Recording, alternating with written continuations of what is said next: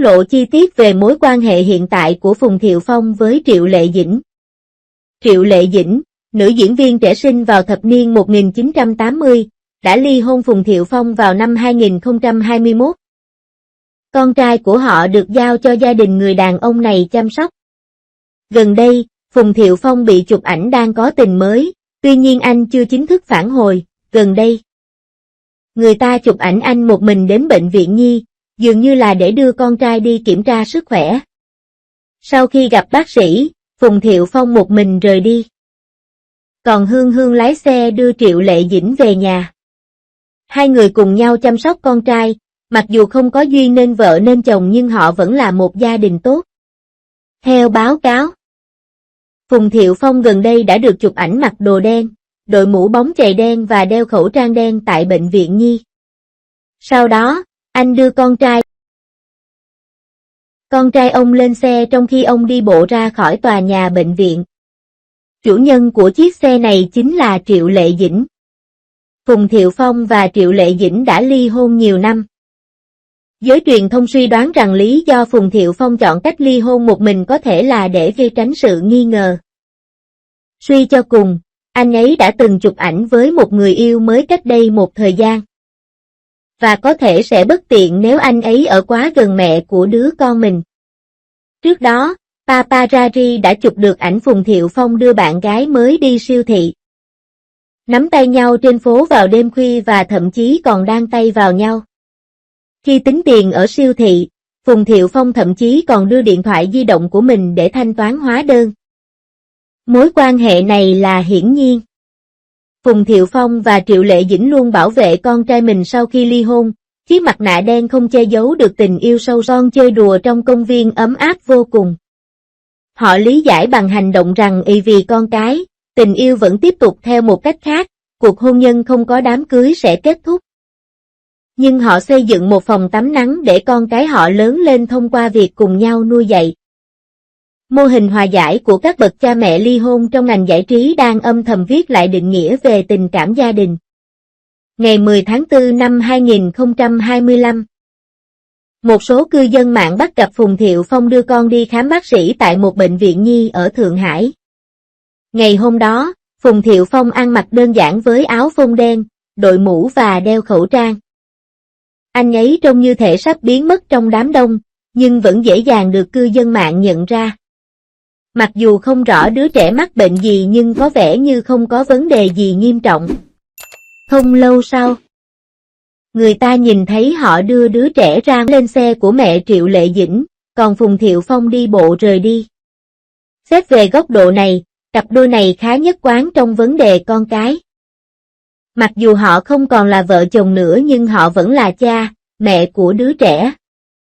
Và xét theo những bức ảnh bị rò rỉ thì Phùng Thiệu Phong đã xuất hiện. Vì khuôn mặt của đứa trẻ không được chụp ảnh nên có thể nó không được công khai, điều này có thể được coi là một hình thức bảo vệ cho đứa trẻ. Nói về cặp đôi Phùng Thiệu Phong và Triệu Lệ Dĩnh. Mặc dù cuộc hôn nhân của họ đã kết thúc nhưng họ vẫn làm khá tốt vai trò làm cha mẹ. Đứa trẻ sinh vào mùa xuân năm 2019 và hiện đã gần 6 tuổi. Là một ngôi sao thế hệ thứ hai. Anh ấy tự nhiên thu hút được rất nhiều sự chú ý trong nhiều năm qua, Phùng Thiệu Phong đã trở thành một người cha rất tận tụy. Nhiều bức ảnh đã được tiết lộ trước đó cho thấy cảnh bức ảnh cha và con trai trong cùng một khung hình vô cùng ấm áp. Hoàn toàn không có cảm giác khoảng cách.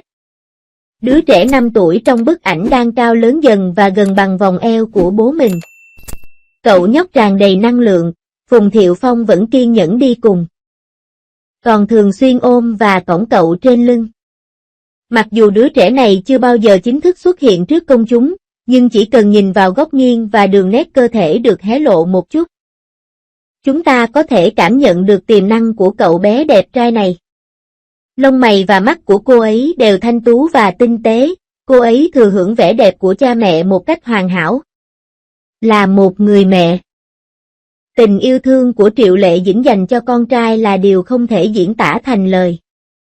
Dù bận rộn hay mệt mỏi đến đâu, cô vẫn luôn dành thời gian cho các con.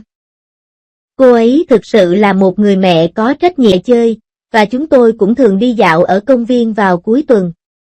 Ông bà nội nhớ cháu trai. Triệu Lệ Dĩnh nhanh chóng đưa Hương Hương về nhà bố mẹ cô để tổ chức một buổi họp mặt nhỏ, cả gia đình có khoảng thời gian rất vui vẻ. Nói đến Triệu Lệ Dĩnh và Phùng Thiệu Phong. Cặp đôi từng rất hoàn hảo này, từ khi họ nắm tay nhau cho đến khi chia tay hiện tại, thực sự là điều khiến mọi người không thể không bàn tán. Thông báo kết hôn đột ngột thực sự khiến mọi người đều sốc. Thật là bất ngờ. Mọi người đều cho rằng Triệu Lệ Dĩnh là người phụ nữ mạnh mẽ, làm việc rất chăm chỉ. Trong khi Phùng Thiệu Phong luôn là một nhân vật giàu cảm xúc. Hai người này có vẻ không hợp nhau lắm. Triệu Lệ Dĩnh thực sự là một nhân vật tuyệt vời.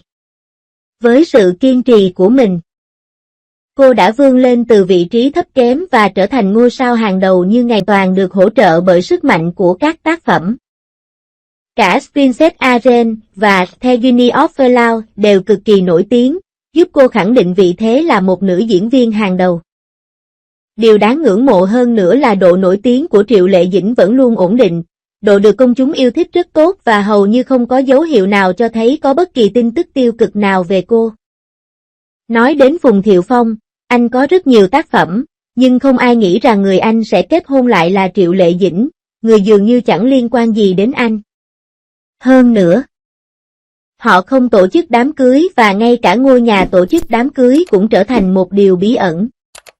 Kết quả là cuộc hôn nhân đã kết thúc sau chưa đầy 3 năm, khiến mọi người phải suy đoán và thở dài. Mặc dù cuộc hôn nhân đã kết thúc nhưng câu nói y vì con cái, chúng ta vẫn là một gia đình vẫn được thể hiện chân thực qua Triệu Lệ Dĩnh và Phùng Thiệu Phong. Không đau khổ vì con cái như một số cặp đôi khác. Thay vào đó, họ đã chọn cách khôn ngoan và có lợi nhất cho con cái mình, đó là cùng nhau nuôi dạy con cái. Hãy chăm sóc trẻ em nhiều hơn và đảm bảo rằng trẻ lớn lên vui vẻ trong một môi trường ấm áp và lành mạnh. Trên thực tế, trong ngành giải trí, một thế giới kỳ lạ của danh vọng và tiền bạc. Có rất nhiều trường hợp các cặp đôi ly hôn chọn cách sống hòa thuận và cùng nhau nuôi dạy con cái vì lợi ích của con cái. Đồng Lệ Á và Trần Tư Thành là một ví dụ điển hình. Mặc dù đã xa nhau một thời gian dài nhưng họ vẫn giữ mối quan hệ thân thiện vì cậu con trai Duduo. Ngày 4 tháng 3 năm 2025, Đồng Lệ Á được chụp ảnh đang bế con trai Duduo và cùng nhau đến phòng làm việc của Trần Tư Thành. Gia đình ba người này hạnh phúc và cười đùa. Hoàn toàn đảo ngược quan điểm cố hữu.